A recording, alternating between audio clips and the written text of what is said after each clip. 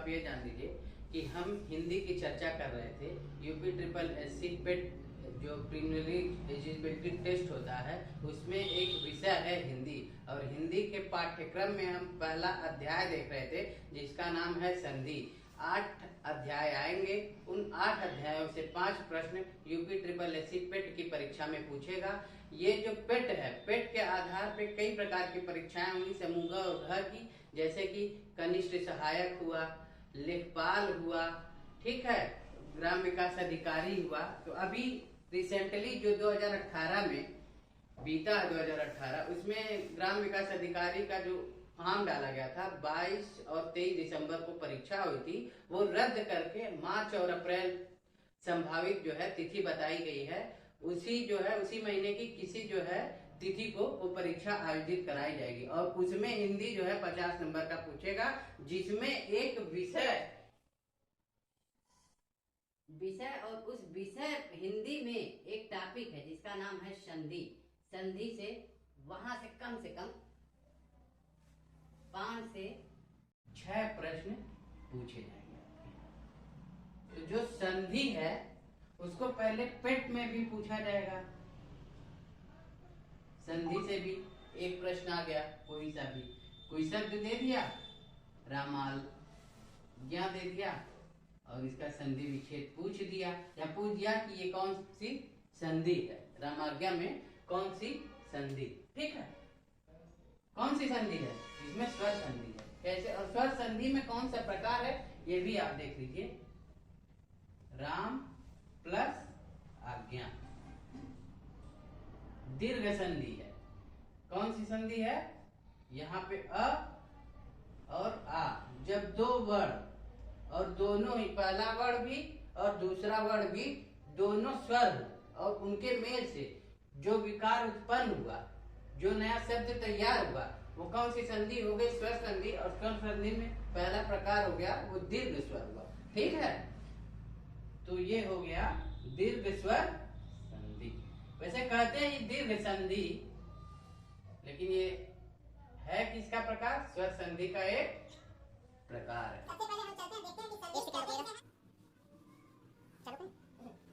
तो आइए चलिए देखते हैं सबसे पहले कि संधि कहते किसे हैं। संधि 2 समीपवर्ती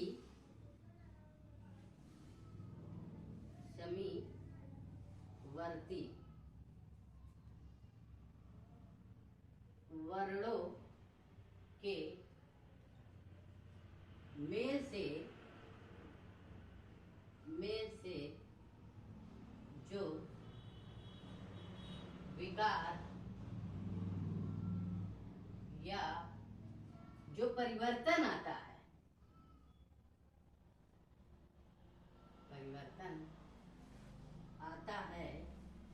उसे क्या कहते हैं दोस्तों, उसे संधि कहते हैं।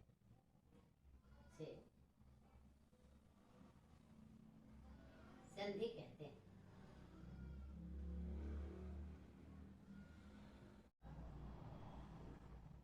भाष्य शब्द है,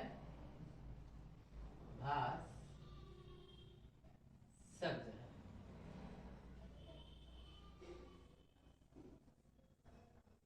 ठीक है। और भाष्य का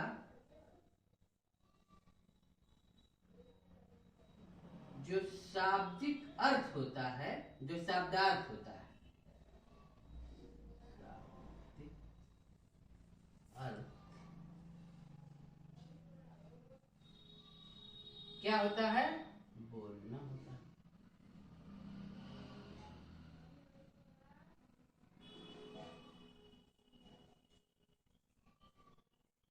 और इस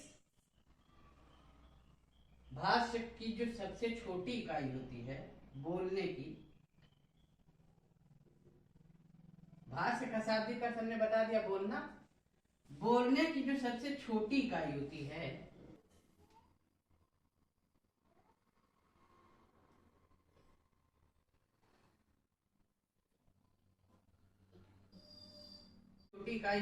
वो वाक्य होती है, और वाक्य की जो छोटी इकाई होती है, वाक्य की छोटी इकाई क्या होगी, उपवाक्य होगी।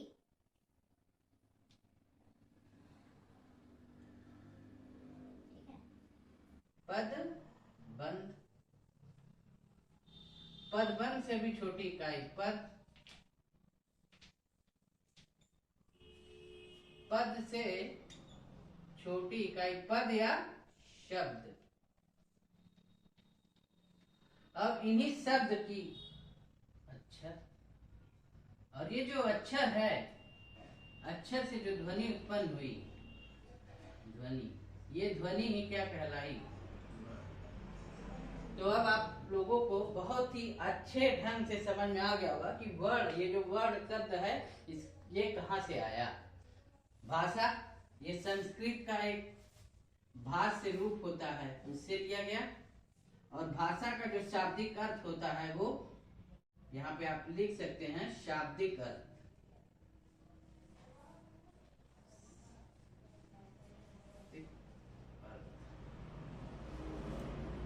बोलना,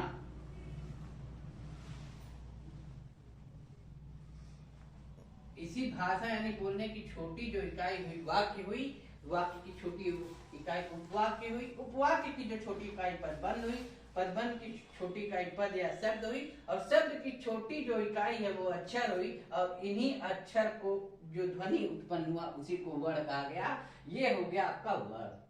ठीक, अब देखिए, तो दो समीपवर्ती वर्णों के मेल से जो विकार या परिवर्तन उत्पन्न, परिवर्तन आता नहीं, उत्पन्न होता,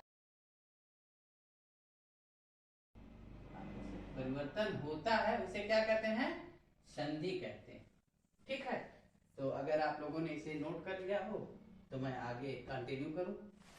चलिए फिर इसे इरेज करते हैं और आगे कंटिन्यू करते हैं। यहाँ पे आप लिख सकते हैं शाब्दिक अर्थ,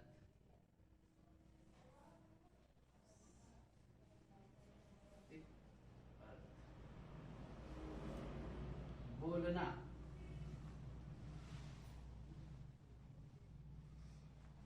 इसी भाषा यानी बोलने की छोटी जो इकाई हुई वाक्य हुई, वाक्य की छोटी इकाई उपवाक्य हुई, उपवाक्य की जो छोटी इकाई पदबंध हुई, पदबंध की छोटी इकाई पद या शब्द हुई, और शब्द की छोटी जो इकाई है वो अक्षर हुई। और इन्हीं अक्षर को जो ध्वनि उत्पन्न हुआ उसी को वर्ण कहा गया। ये हो गया आपका वर्ण। ठीक, अब देखिए, तो दो समीपवर्ती वर्णों के मेल से जो विकार या परिवर्तन उत्पन्न, परिवर्तन आता नहीं, उत्पन्न होता। यहाँ पे थोड़ा सा मिस्टेक हो गया, उसके लिए मैं, परिवर्तन होता है उसे क्या कहते हैं, संधि कहते हैं। ठीक है, तो अगर आप लोगों ने इसे नोट कर लिया हो तो मैं आगे कंटिन्यू करूं।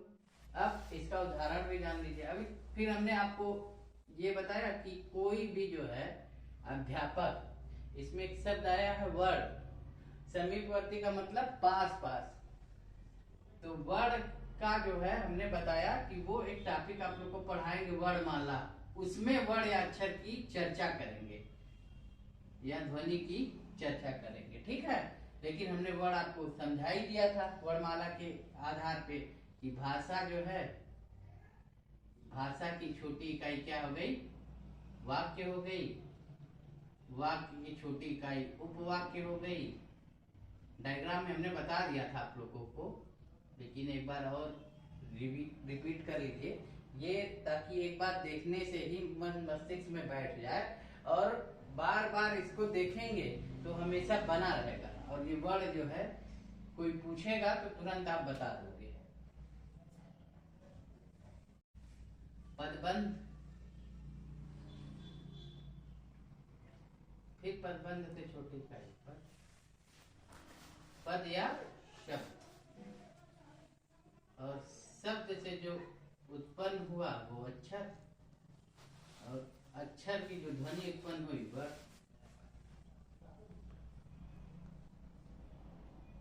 यही क्या कहलाई। ठीक, अब संधि तो आप समझी गए कि संधि किसे कहते हैं। अब संधि का उदाहरण देख लीजिए। इसमें पहला पद, पहला वर्ण स्वर और दूसरा वर्ण भी स्वर आ जाए, यानी पहला वर्ण भी स्वर होना चाहिए,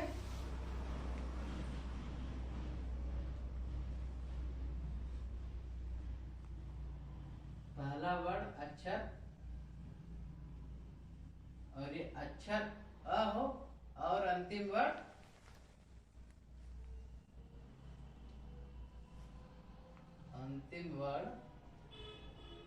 आ हो।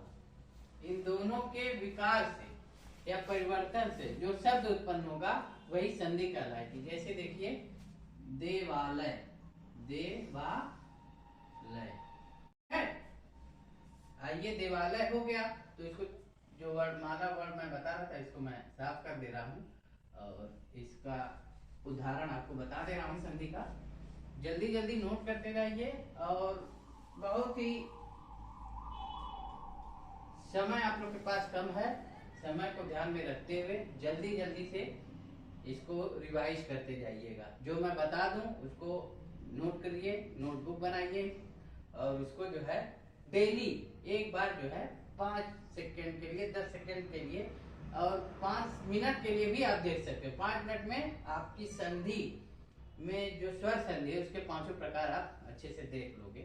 इस प्रकार से मैं बता रहा हूँ। देवालय, देव, अब इसमें भी क्या छिपा है? अ छिपा हुआ है, प्लस आलय।